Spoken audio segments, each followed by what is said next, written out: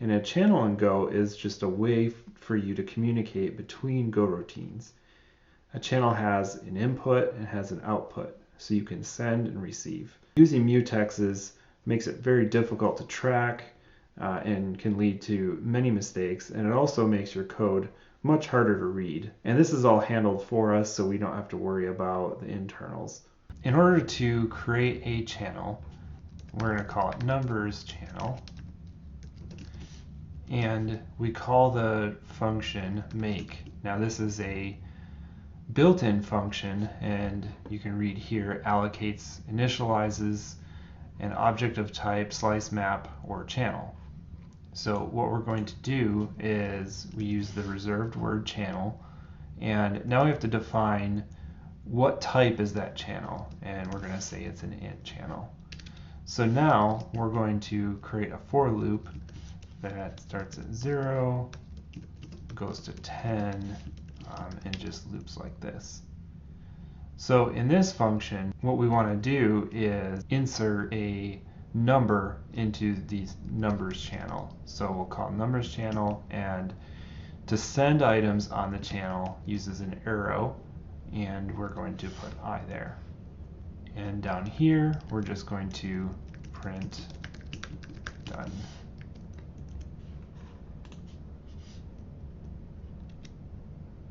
What actually happened is that all the Go routines are asleep, which is a deadlock.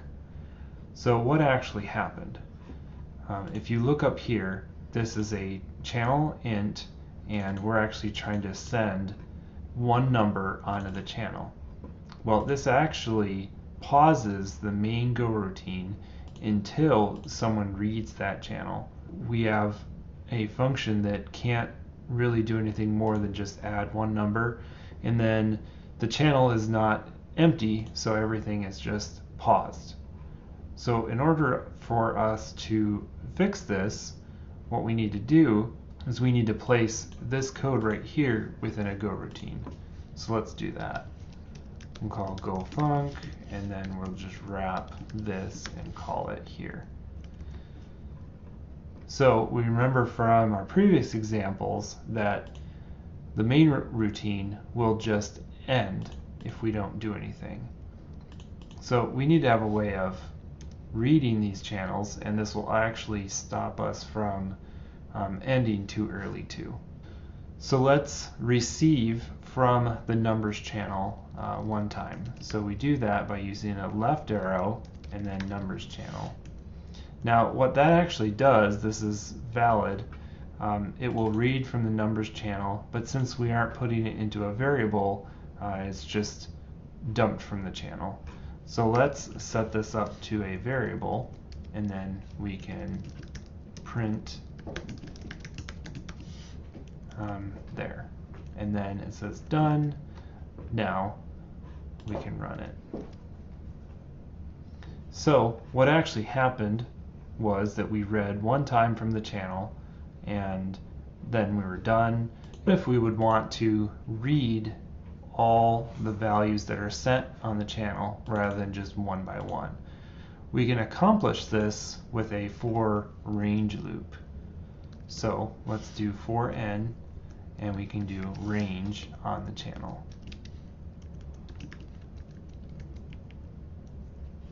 Okay, so let's run that. Oh, we got another deadlock. So what actually happened? This go function, what it actually did was ranged over 10 numbers, and then it inserted one number into the numbers channel, and then it finished. And so out here in the main function, we ranged over the channel, but there was no way for us to exit this for loop because it's still trying to read from the numbers channel, and this is why we are getting a deadlock here. We need to close the channel when we're done sending. So let's do that. Let's close numbers channel. And so you can actually read here, closes a channel and should only be executed by the sender, never the receiver. So since this number channel is the sender, we close the channel. So what will actually happen is at the end of this loop, we close the channel. This will actually run to the very end, and then it will be closed, and we will print that out.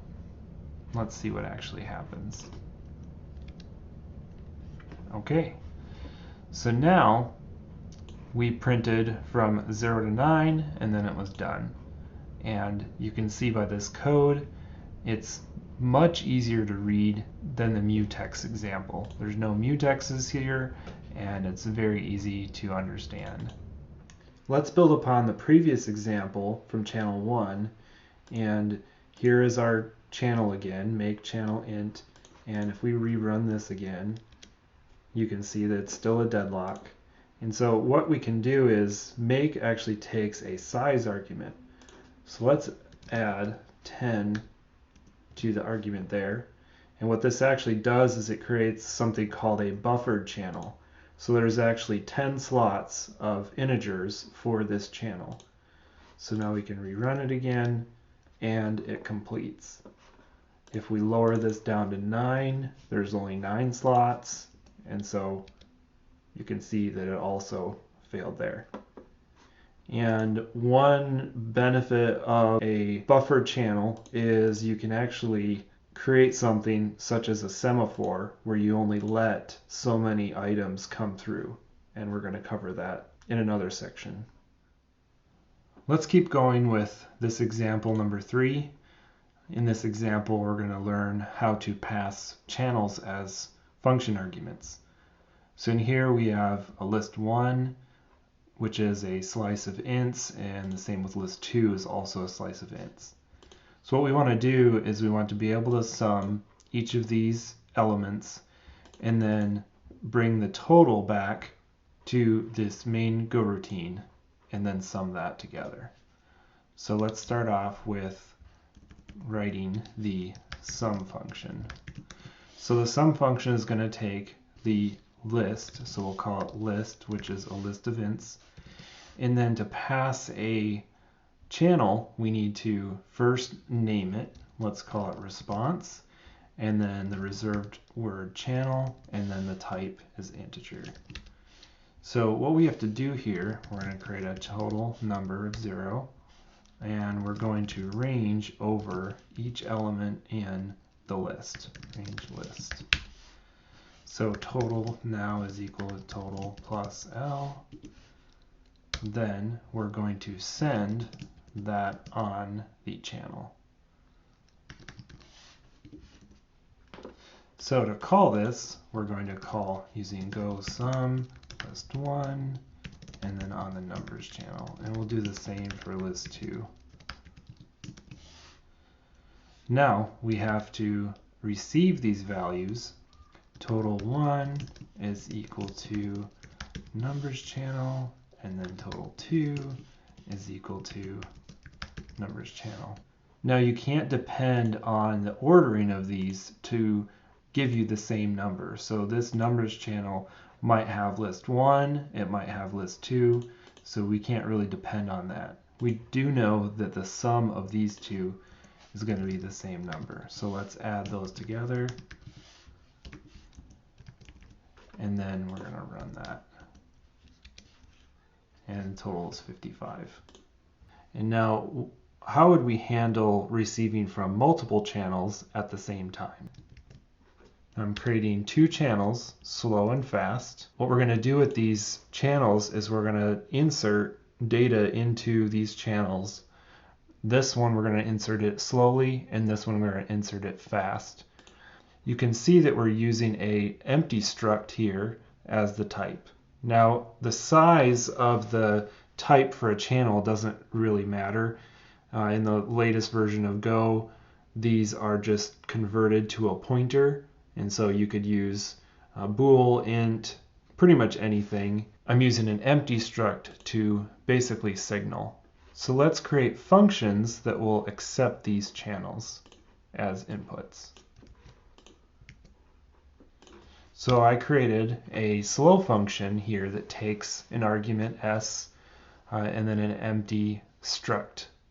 And we're going to loop over forever, and we're going to sleep first, And let me save that so it shows without the red lines. And we're actually just going to send an empty struct. And if you've never seen this syntax where it looks like double curly brackets, this is just saying empty struct and then initialize it. So we have a slow function and a fast function, and we're going to execute 2 go routines and pass in the slow and the fast. And what we have to do next is we want our main function to receive on both of these. And we want to do that in a non-blocking way, so when there is data on one channel or data on another channel, we get woken up to receive that. And that is where we can use the select clause. And so what we're doing here is we have a for loop, which is an endless loop, and we're calling select.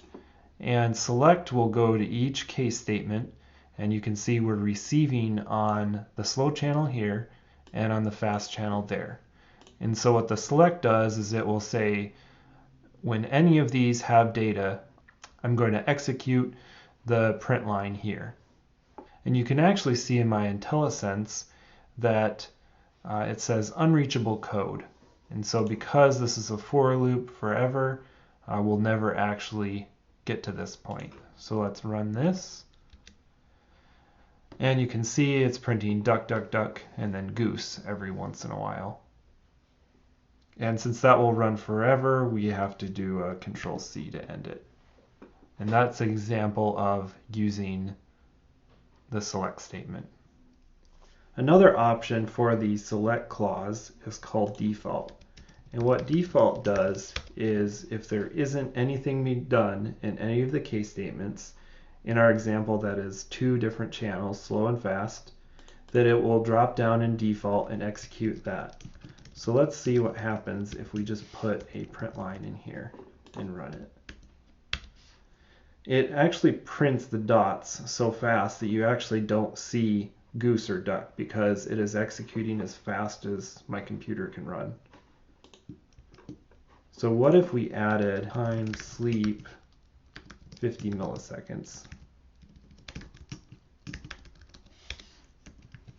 and then ran that too? So you can see that there's dots, but we can also see that it's actually printing the other items. Now what if we increase this to, let's say, 3 seconds? The problem with this statement is that there could be data on each of these channels, but since we drop down into the default, while we're sleeping, these 2 channels are blocked. So that means down here, we could be trying to insert data into this function, and these are actually blocked. Let's run that and see what happens. So you can see the dots printed and duck and goose are printed because it's actually waiting for the data. And even though the fast function is able to insert faster, it's being blocked by this default here. So how do we actually fix this so these channels are not blocked? What we can do is change this into a tick function, and a tick function actually has a channel within it. So this tick could run every 100 milliseconds, and let's increase this one to 250, and we'll do a case and we'll receive from the tick function. And let's see what happens now. You can see that the periods are printing out, and we're also printing out goose and duck.